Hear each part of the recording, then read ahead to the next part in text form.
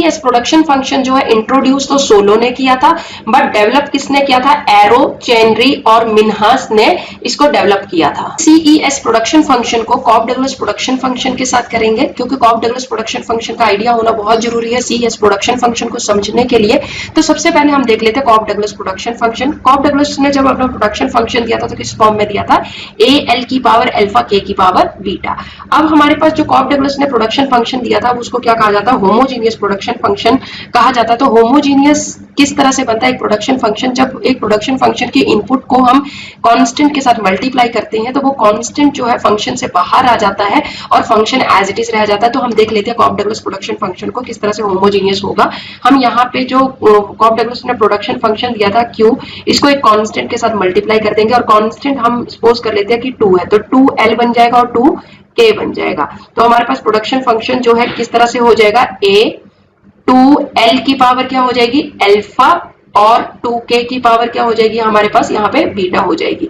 अब हमारे पास आगे जाके क्या हो जाएगा? सॉल्व करेंगे तो 2 की पावर अल्फा, L की पावर क्या हो जाएगी? अल्फा इंटू 2 की पावर क्या हो जाएगी? बीटा, K की पावर बीटा हो जाएगी। आगे सॉल्व करेंगे तो 2 जो है हमारा कॉमन हो गया और 2 जो है उसकी पावर क्या है? अल्फा प्लस बीटा हो जाएगी। और ब्रैकेट में हमारे पास क्या आ जाएगा? A L की पावर अल्फा और K की पावर बीटा। अब देखिए हमारे पास जो कांस्टेंट हमने मल्टीप्लाई किया था इनपुट के साथ वो कांस्टेंट जो है फंक्शन से बाहर आ गया और हमारे पास फंक्शन जो है A L की पावर अल्फा K की power beta as it is रह गई। तो हमारा ये जो फंक्शन है होमोजीनियस प्रोडक्शन फंक्शन बन गया। अब यहाँ पे जो 2 की पावर अल्फा प्लस बीटा है, ये इसको क्या कहा जाता है? Degree of homogeneity. मतलब अल्फा प्लस बीटा जो है किसको डिनोट करते हैं? Degree of homogeneity. अब एक और चीज है, यहाँ पे अल्फा प्लस बीटा जो है रिटर्न टू स्केल भी शो करते हैं, रिटर्न टू स्केल को भी शो करते हैं। ये हमने कॉफ डगलस प्रोडक्शन फंक्शन के सेकंड लेक्चर में बहुत अच्छे से किया है। अगर आपने वो लेक्चर नहीं देखा तो प्लीज आप वहां से देख सकते हैं। अब अल्फा प्लस बीटा अगर हमारे पास क्या होता है? ग्रेटर देन 1 होता तो हम इसको क्या कहते थे? Increasing return to scale, increasing return to scale कहते हैं। अगर अल्फा प्लस बीटा हमारे पास इज इक्वल टू 1 हो जाता है तो क्या कहेंगे? कांस्टेंट रिटर्न टू स्केल कहेंगे। और अगर अल्फा प्लस बीटा हमारे पास लेस देन 1 हो जाता तो इसको क्या कहेंगे? डिक्रीजिंग रिटर्न टू स्केल कहेंगे। अब हमने एक जब प्रॉपर्टीज की थी कॉफ डगलस प्रोडक्शन फंक्शन की, तो हमने एक प्रॉपर्टी की थी जहां पे ये कहा गया था कि कॉफ डगलस प्रोडक्शन फंक्शन में इलास्टिसिटी ऑफ सब्स्टिट्यूशन जो है वो किसके इक्वल हो जाता है? इक्वल टू 1 होता है। कॉफ डगलस प्रोडक्शन फंक्शन में इलास्टिसिटी ऑफ सब्स्टिट्यूशन किसके इक्वल होता है? इक्वल टू 1 होता है। ये हमारी एक प्रॉपर्टी आती है। तो ये जो प्रॉपर्टीज हैं कॉफ डगलस प्रोडक्शन फंक्शन की, ये हमने थर्ड लेक्चर में की थी। कॉफ डगलस प्रोडक्शन फंक्शन का लेक्चर 3 में किया है ये सारा डिस्कस, तो आप प्रॉपर्टीज वहां से देख सकते हो। हमने प्रूव किया है कि किस तरह से कॉफ डगलस प्रोडक्शन फंक्शन में इलास्टिसिटी ऑफ सब्स्टिट्यूशन जो है वो इक्वल टू 1 होती है। तो ये हो गया हमारा कॉफ डगलस प्रोडक्शन फंक्शन। अब आ जाते हैं सीईएस प्रोडक्शन फंक्शन में। तो सीईएस प्रोडक्शन फंक्शन जो है हमारे पास किस फॉर्म में गिवन है? Q is equal to function of labour and capital is equal to A alpha K की पावर रो प्लस, ये जो P की तरह है इसको क्या कहते हैं? रो, K की power rho plus 1 minus alpha L की पावर रो और होल की पावर क्या हो जाएगी? Mu upon rho. अब यहाँ पे जो A है, जैसे कॉफ डगलस प्रोडक्शन फंक्शन में A किसको डिनोट कर रहा था? टोटल फैक्टर प्रोडक्टिविटी को। तो यहाँ पे जो है, यहाँ पे भी जो A है वो किसको डिनोट कर रहा है? फैक्टर प्रोडक्टिविटी को, और इसको एफिशिएंसी पैरामीटर भी कहा जाता है। अब सबसे पहले हम ये देख लेते हैं कि सीईएस प्रोडक्शन फंक्शन जो है होमोजीनियस है या नहीं। अब होमोजीनियस देखने के लिए हमें फिर से वही कंडीशन अप्लाई होगी कि हम जो इनपुट है यहाँ पे उनको किससे मल्टीप्लाई करेंगे? इनपुट को मल्टीप्लाई करेंगे किसी कांस्टेंट से, और कांस्टेंट हम यहाँ पे फिर से अज्यूम कर लेंगे किसको? यहाँ पे अज्यूम कर लेंगे हम 2 को। तो क्या बन जाएगा? 2L और 2K।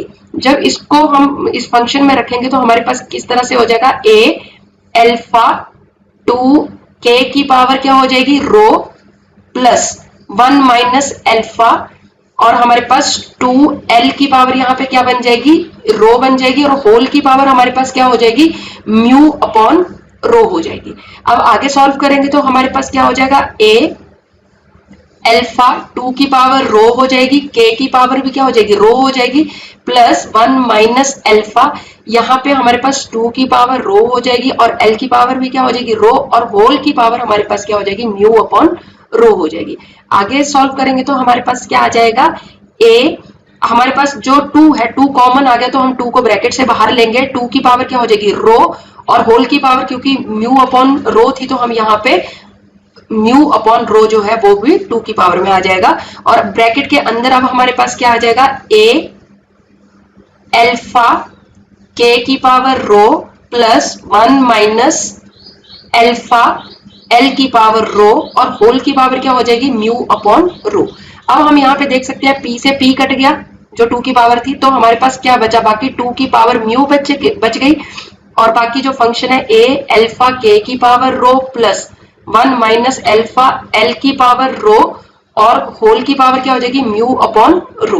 तो अब हमें यहाँ पे ये पता चलता है कि जो 2 की पावर म्यू है वो हमारे पास क्या आ जाएगी, 2 की पावर म्यू जो है वो म्यू किसको डिनोट करता है, यहाँ पे म्यू जो है हमारे पास डिग्री ऑफ होमोजीनियटी को शो कर रहा है। यहाँ पे म्यू किसको शो कर रहा है, डिग्री ऑफ होमोजीनियटी। देखिए यहाँ पे म्यू जो है यहाँ पे लिखा भी हो डिग्री ऑफ होमोजीनियटी, तो म्यू किसको डिनोट कर रहा है, डिग्री ऑफ होमोजीनियटी। और इसको एक और चीज भी कह सकते हैं, म्यू किसको बताता है, return to scale, return to scale को बताता है। इसका मतलब हमारे पास अगर म्यू कितना है, अगर हमारे पास म्यू की वैल्यू ग्रेटर देन 1 है, it means increasing return to scale हो जाएगा। अगर म्यू की वैल्यू क्या है, इक्वल टू 1 है, तो उसको क्या कहेंगे, कांस्टेंट रिटर्न टू स्केल कहेंगे। और अगर म्यू की वैल्यू क्या हो जाएगी, लेस देन 1 हो जाएगी, तो उसको क्या कहेंगे, डिक्रीजिंग रिटर्न टू स्केल कहेंगे। अब हमारे पास यहाँ पे तो जैसे हमारे पास कॉफ डगलस प्रोडक्शन फंक्शन में रिटर्न टू स्केल किससे पता चलता था, हमें अल्फा प्लस बीटा से पता चलता था। अल्फा प्लस बीटा अगर ग्रेटर देन 1 है तो increasing return to scale, alpha plus beta अगर इक्वल टू 1 है तो constant return to scale, alpha plus beta less than 1 है तो उसको डिक्रीजिंग रिटर्न टू स्केल कहा जाता था। इसी तरह से हमारा सीईएस में क्या होता है, म्यू से हमें रिटर्न टू स्केल पता चलता है। अगर म्यू ग्रेटर देन 1 है तो रिटर्न टू स्केल इंक्रीजिंग हो जाएगा, म्यू इक्वल टू 1 है तो कांस्टेंट रिटर्न टू स्केल, और म्यू अगर लेस देन 1 है तो डिक्रीजिंग रिटर्न टू स्केल हो जाएगा। अब हमारे पास यहाँ पे क्योंकि फंक्शन जब हमने सॉल्व किया तो ये भी हमारा जो फंक्शन है वो कौन सा बन जाएगा, होमोजीनियस फंक्शन बन जाएगा। कैसे बन जाएगा, क्योंकि यहाँ पे जो हमने कांस्टेंट से मल्टीप्लाई किया था, 2 से मल्टीप्लाई किया था, देखिए 2 हमारा ब्रैकेट के बाहर आ गया और फंक्शन जो है वो एज इट इज रह गया। तो हमें पता चलता है कि ये जो है यहाँ पे जिससे Cobb Douglas production function homogeneous production function होता है, उसी तरह से सीईएसपी जो है एक होमोजीनियस प्रोडक्शन फंक्शन है। अब हमें सीईएस प्रोडक्शन फंक्शन में ए पता चल गया। ए क्या शो करता है, फैक्टर प्रोडक्टिविटी को शो करता है, जिसको एफिशिएंसी पैरामीटर भी कहा जाता है। अब हमारे पास अल्फा, अल्फा किसको बताता है, अल्फा बताता है शेयर ऑफ कैपिटल, मतलब प्रोडक्शन फंक्शन में शेयर ऑफ कैपिटल कितना है। अगर हमारे पास अल्फा की वैल्यू जो है 0.6 दे रखी है, इट मीन 60% जो है प्रोडक्शन फंक्शन में किसका शेयर है, कैपिटल का। और अगर 1 माइनस अल्फा 0.4 दे रखा है तो इसका मतलब share of capital, share of labour कितना हो जाएगा, हमारे पास 40% लेबर का शेयर हो जाएगा प्रोडक्शन फंक्शन में। अब हमारे पास ए हो गया, हमारे पास हमें पता चल गया ए किसको डिनोट करता है, अल्फा किसको डिनोट करता है, 1 माइनस अल्फा किसको डिनोट करता है। अब के किसको डिनोट करता है, कैपिटल को, और एल लेबर को। अब हमारे पास आ जाता है म्यू, म्यू भी हमने देख लिया, म्यू किसको बताता है, डिग्री ऑफ होमोजीनियटी या रिटर्न टू स्केल जिसको कहते हैं। अब हमारे पास आ जाता है इलास्टिक, सिग्मा, सिग्मा किसको डिनोट करता है, elasticity of substitution. Elasticity of substitution जो है हमारे पास कॉफ डगलस प्रोडक्शन फंक्शन में क्या थी, elasticity of substitution Cobb Douglas production function में हमने कहा था, डिस्कस किया था कि ये एक प्रॉपर्टी है कॉफ डगलस प्रोडक्शन फंक्शन की, जिसमें elasticity of substitution equal to 1 होता है। मगर यहाँ पे हमारे पास सीईएस में हमारे पास जो इलास्टिसिटी ऑफ सब्स्टिट्यूशन है जरूरी नहीं है वो इक्वल टू 1 हो, ये ग्रेटर देन 1 भी हो सकती है और लेस देन 1 भी हो सकती है। जब यहाँ पे एक सीईएस प्रोडक्शन फंक्शन में इक्वल टू 1 हो जाता है इलास्टिसिटी ऑफ सब्स्टिट्यूशन, तो कॉफ डगलस प्रोडक्शन फंक्शन और सीईएस प्रोडक्शन फंक्शन सेम हो जाते हैं। अब हमारे पास जैसे कॉफ डगलस प्रोडक्शन फंक्शन में इलास्टिसिटी ऑफ सब्स्टिट्यूशन कांस्टेंट रहता था, यहाँ पे भी कांस्टेंट रहेगा, मगर इक्वल टू 1 होना ना होना जरूरी नहीं है। कॉफ डगलस प्रोडक्शन फंक्शन में कांस्टेंट भी होता था इलास्टिसिटी ऑफ सब्स्टिट्यूशन और इक्वल टू 1 भी होता था, बट सीईएस प्रोडक्शन फंक्शन में ये कांस्टेंट तो रहेगा मगर इक्वल टू 1 होना जरूरी नहीं है, वो ग्रेटर देन 1 भी हो सकता है, लेस देन 1 भी हो सकता है और इक्वल टू 1 भी हो सकता है elasticity of substitution in case of CES production function. इसके बाद हमारा बचा रो, रो को हम क्या कहते हैं, सब्स्टिट्यूशन पैरामीटर। अब रो की वैल्यू हम किस तरह से फाइंड आउट करते हैं ये देख लेते हैं। अब हमारे पास रो की वैल्यू किस तरह से, रो को क्या कहा जाता है, सब्स्टिट्यूशन पैरामीटर कहा जाता है। और रो की वैल्यू अगर हमने फाइंड आउट करनी है तो हम रो को किस तरह से फाइंड आउट करेंगे, रो हमारे पास आ जाएगा, ये फॉर्मूला है सिग्मा मतलब elasticity of substitution -1 upon elasticity of substitution, sigma -1 upon sigma. अगर हमारे पास रो की वैल्यू फाइंड आउट करनी है और हमारे पास सिग्मा की वैल्यू गिवन है तो हम रो की वैल्यू फाइंड आउट कर सकते हैं। इसी तरह से अगर हमारे पास रो की वैल्यू गिवन हो तो हम सिग्मा इलास्टिसिटी ऑफ सब्स्टिट्यूशन की वैल्यू को भी फाइंड आउट कर सकते हैं। हमारे पास अगर फंक्शन में अगर हमने जो अभी प्रोडक्शन सीईएस प्रोडक्शन फंक्शन किया उसमें हमारे पास जो पावर थी, रो की जो पावर थी वो किस में थी, हमारे पास रो की जो पावर थी वो हमारे पास जो पावर थी रो वो किस फॉर्म में थी, हमारे पास प्लस के फॉर्म में थी। अब यहाँ पे माइनस, ये प्रोडक्शन फंक्शन है, यहाँ पे माइनस में जो पावर है वो माइनस में गिवन है। अगर माइनस में गिवन होगी तो हमारे पास इलास्टिसिटी ऑफ सब्स्टिट्यूशन का फॉर्मूला क्या हो जाएगा, 1/1 प्लस रो हमारा फॉर्मूला हो जाएगा। तो इस तरह से भी हमारे पास क्वेश्चन आ सकता है। तो अब हम देख लेते हैं मेन चीजें जो हमने अभी तक डिस्कस की। सबसे पहले कॉफ-डगलस प्रोडक्शन फंक्शन क्या होता है, होमोजीनियस प्रोडक्शन फंक्शन होता है। कॉफ-डगलस प्रोडक्शन फंक्शन में elasticity of substitution, elasticity of substitution जो है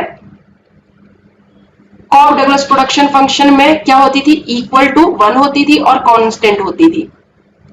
but in case of CES की बात करें तो इलास्टिसिटी ऑफ सब्स्टिट्यूशन जो है वो क्या होगी, कांस्टेंट तो होगी, कांस्टेंट होगी मगर इक्वल टू 1 हो ना हो ये जरूरी नहीं है।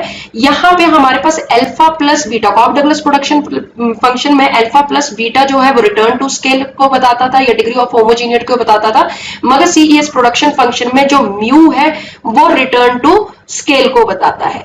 अगर हमारे पास कोई फंक्शन दे रखा है, सपोज जैसे हमारे पास कोई फंक्शन दे रखा है जहां पे ये फंक्शन दे रखा है ए एक्स की power rho plus 1 minus alpha x की पावर रो, x1 यहाँ पे ले लेते हैं, यहाँ पे x2 ले लेते हैं और यहाँ पे हमारे पास जो है 1 अपॉन रो दे रखा है। और वहां में पूछा ये कौन सा रिटर्न टू स्केल है, क्योंकि म्यू की जगह अब हमारे पास क्या दे दिया, 1 दे दिया, तो 1 किसको डिनोट करता है, कांस्टेंट रिटर्न टू स्केल को। तो हमारे पास ये कौन सा बन जाएगा, कांस्टेंट रिटर्न टू स्केल बन जाएगा। अगर इसकी जगह हमारे पास 1 की जगह अगर हमारे पास क्या दे रखा हो, 2 दे रखा हो, तो 2 क्या शो करेगा, इंक्रीजिंग रिटर्न टू स्केल को। अगर हमारे पास सपोज यहाँ पे 2 की जगह क्या दे रखा हो, 0.5 दे रखा हो, म्यू की जगह 0.5 दे रखा तो हमारा कौन सा रिटर्न टू स्केल होगा, ये डिक्रीजिंग रिटर्न टू स्केल होगा। तो हमारे पास क्वेश्चन इस तरह से भी पूछा जा सकता है।